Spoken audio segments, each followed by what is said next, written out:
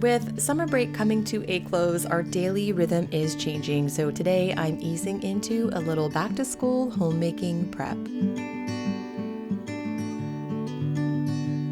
Back to school has always been an exciting time of year for me. I spent a significant portion of my life in school, including 4 years in undergrad, 3 years in grad school, and 15 years as a college English instructor.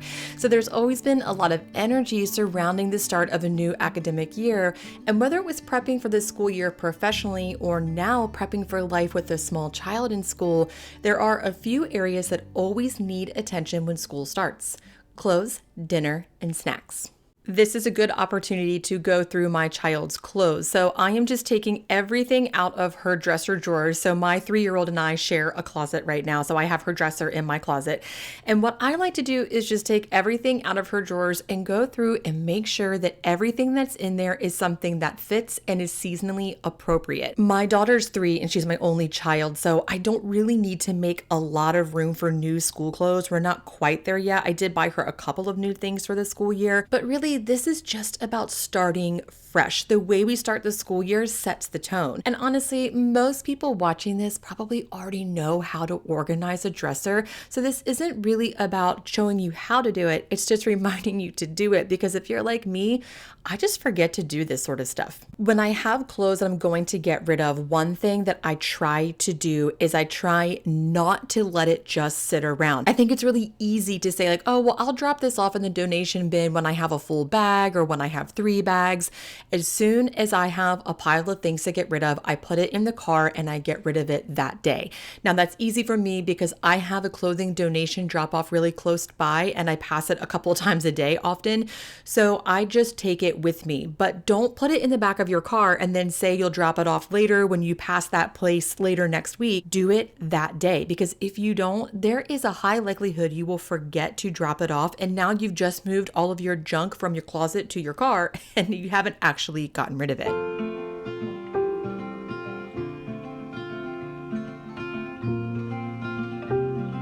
Dinner is probably one of the biggest pinch points in life in general, but when we're also going back to school and then your kids are getting out of school at 3:30 and you're getting off work at 5:30 and everything's trying to be squeezed into this little tiny time, there's not a lot of space for making dinner. So freezer meals and freezer ingredients are really a great way to survive, especially those first few weeks back to school when we're getting back into some sort of routine. Here I am slow cooking, I think that's about an 8-pound pork butt, and I am seasoning both sides with salt, pepper, oregano, and cumin. When it comes to back to school meal prep, I really like to think about versatility because the first few weeks of school are really unpredictable. It's a whole new routine. Everyone's a year older, so the whole mindset has shifted, and it's just a little bit tricky to figure out what everyone wants and needs. So I am making this in the slow cooker in my Bruden Taylor proofing box / slow cooker. This thing is really cool because you can proof dough in it, but you can also use it as a slow cooker and it's collapsible, so it's easy storage. But in any case, I am making this pulled pork because it is versatile. You can put it on tacos, you can put it on a salad, quesadillas, pulled pork sandwiches, eat it by itself, whatever you want. So it offers a lot of versatility. Here I am just chopping up some onions, putting on a little bit of freeze-dried onion powder because I didn't have any more onion, and then squeezing 2 whole oranges over the pork, which was really good, by the way. My mindset has a big shift as soon as school starts, and I think that's because I spent so much time in academia. I had this long summer break where I didn't work, and then it was full speed ahead as soon as the academic year started. So when school starts for me, the rhythm and the pace of my day and also my mindset starts to shift. The slow summer days are over and I'm back into that daily grind, which is kind of funny because actually not a whole lot changes when it comes to my daughter's school schedule.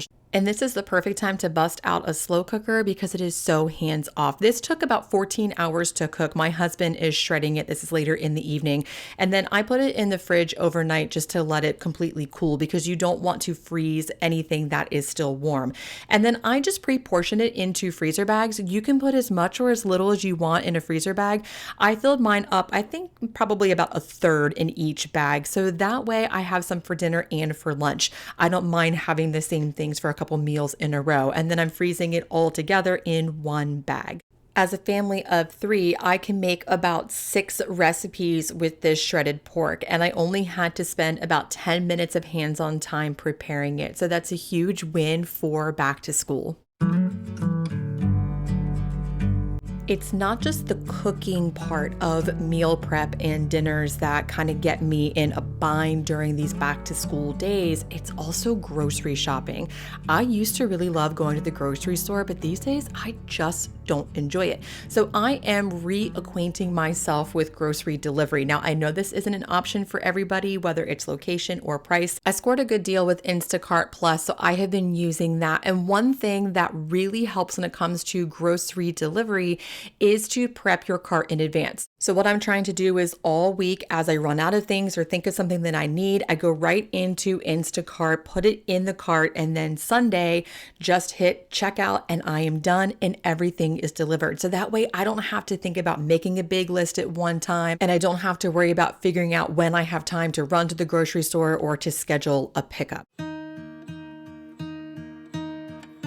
Okay, let's talk about back to school snacks, because snacks are a big part of having kids around. And I am not an anti-store-bought snack person, but I am also a homemade snack person. My little one is always hungry when she gets out of preschool. She wants a snack on the way home. And sometimes I do bring her goldfish and she really likes things like Pirate's Booty, but I want to clean some of that up for the school year. So I am making homemade sourdough pumpkin crackers. And these are not pumpkin-y like a fall flavored pumpkin. They're really reminiscent of a Cheez-It. This is a really easy recipe that I think I posted on YouTube last fall too, but it is a combination of sourdough starter.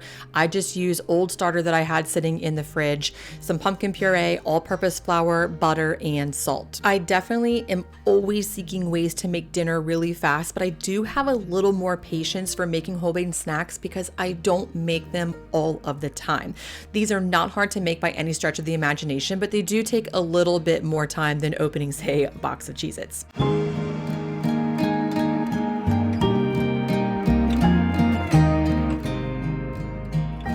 The trick with making something like sourdough crackers is 1, making sure the dough is pliable but not wet. If it's too wet, it'll be hard for them to crisp up.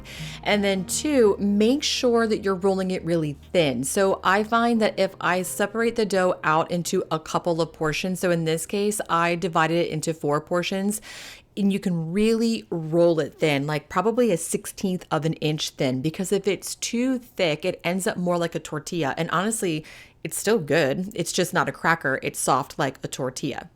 I roll these out really similarly to the way I do my sourdough cinnamon toast crunch, which I'll leave a link for that in the description box below too, because that's also a really good back to school snack.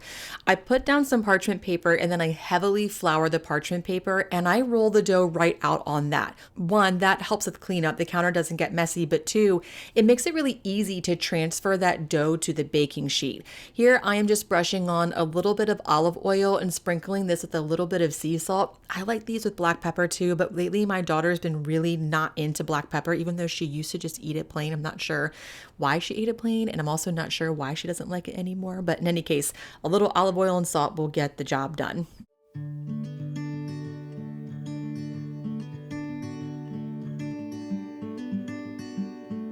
You could definitely take a pizza cutter and cut the dough before baking it into cracker shapes. And I think they even sell like little perforated stamps for crackers.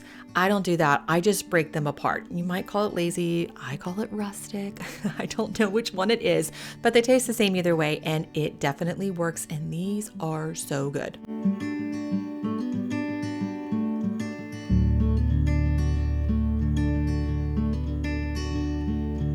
Getting prepped for back to school, though, isn't just about making sure our children and our loved ones are prepared. It's also a great time for us as homemakers and mothers and caretakers to think about ways to simplify our own lives. So I have my desk set up in my bedroom, maybe not my favorite place for my office, but it is what works now. And I have a lot of stuff in this little basket organizer next to my desk that I don't need at all.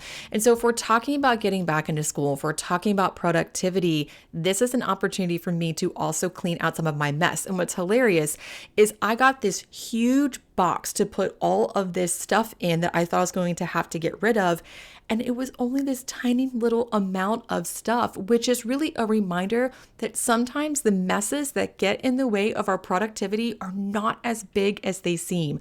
So if we just tackle them and handle it, it might only take a few minutes, and it feels so much better just to get that stuff done. And now I have all these empty organizers that I can use for other things as more junk and stuff accumulates throughout the school year. Last up for our back to school prep, I am making some mini meatloaves. Now you could simplify this and just make a regular size meatloaf, but there's just something about mini things that are more fun.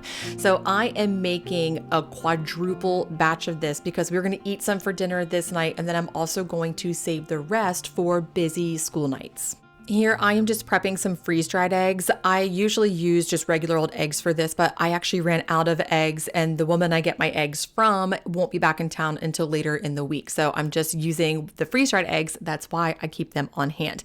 I am adding in oatmeal and some zucchini to this to add some nutrition. This is zucchini that was grown locally that I shredded and froze last year. So I'm using this up. And when you freeze zucchini, it gets pretty watery. So I'm squeezing out all that water before adding it into the meat mixture. And then I'm adding in some simple seasonings, a little bit of onion powder. A secret ingredient for meatloaf is celery seed. So a little bit of celery seed, some salt and pepper, and then I'm mixing it together. The trick is with meatloaf, in the same way that we talk about making dough, you don't want to overwork it. So I like to get the eggs mixed up, get all the ingredients in the bowl, and then gently mix it at one time. I started to mix it and then I realized I forgot the zucchini. So that's a little irritating, but I went and got the zucchini and mix it in as best as I could. I have a number of freezer meal and freezer ingredient videos that I will link below in the description box. But what I often like to do is prep the protein in advance and get it cooked, ready to go, and then freeze it, because the protein part of meals for me is often the most challenging. I notoriously forget to thaw the meat. I often run out of time to make things. So this is actually, for me, the easiest and most important thing to prepare for freezer meals, because I can figure out a vegetable. I can figure out a bowl of pasta. That's the easy part. And I just shaped these into little mini meatloaves. I made a few that were a little smaller for my daughter, and then some more grown-up sizes for my husband and me. And then I'm also making the sauce for meatloaf. Now, traditionally, meatloaf is covered in ketchup. I love to put ketchup, honey, sriracha, and cumin together for meatloaf. I did hold on the sriracha because I have a 3-year-old and she doesn't like spicy things. But for the actual baking part of this, I only put the sauce on the 3 that we were going to eat that day. The rest of the sauce, which I'll show you in a minute, I bagged up and I put in with the meatloaves that I'm going to freeze. Anytime I'm making freezer meals, I just like to combine it with what I'm making for dinner that night. So we ate these for dinner and had a little leftovers for lunch, and then the rest I'm going to freeze. I tend to not do a lot of big batch freezer meal prep. I do them sometimes, but usually what I do is I make something for dinner and then I make a lot extra because it's just a little easier to squeeze into my schedule. And then, like anything else I would freeze, I let these come to room temperature and I'm bagging them up.